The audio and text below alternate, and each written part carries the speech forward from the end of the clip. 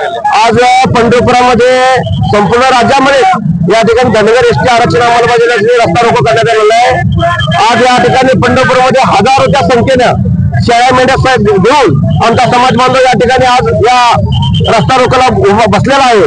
आपल्या माध्यमातून आमची एकच या सरकारला विनंती आहे की आजच्या आज तात्काळ जे खिलारी कुटुंबांना एसटीचे दाखले दिलेले आहेत ते कॅन्सल करावेत आणि उद्याच्या उद्या या ठिकाणी या राज्यामध्ये धनगर नसून आहे ते धनगरच आहे असा GR काढून तमाम जिल्हाधिकाऱ्यांना निर्गमित करून या ठिकाणी एसटी अंमलबजावणी करावी यासाठी हजारोच्या संख्येने या ठिकाणी राज्यभर असं पंढरपुरामध्ये या ठिकाणी रस्ता रोको करण्यात आलेला आहे। जर का या राज्य सरकारने आजच्या किंवा उद्यापर्यंत निर्णय नाही घेतल्यास उद्या आम्ही टिळक स्मारक मैदानावरती लाखोच्या संख्येने समाज बांधव या ठिकाणी गोळा केलेला आहे। त्या मेळाव्यामध्ये धनगर बांधवाची पुढची दिशा ठरवली जाईल।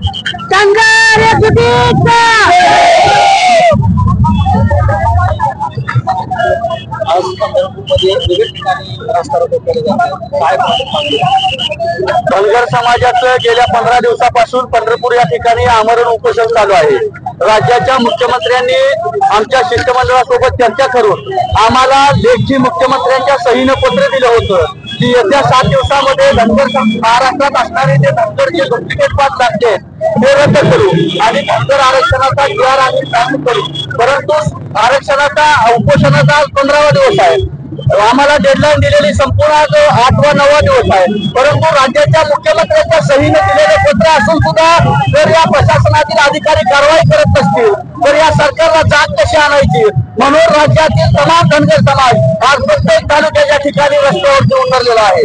जर याची दखल नाही घेतली तर उद्या महाराष्ट्रातील संपूर्ण समाज पंढरीच्या दिशेने निघालेला दिसेल आणि पंढरपूरमध्ये आषाढी वारी भरलेली आपल्याला दिसेल।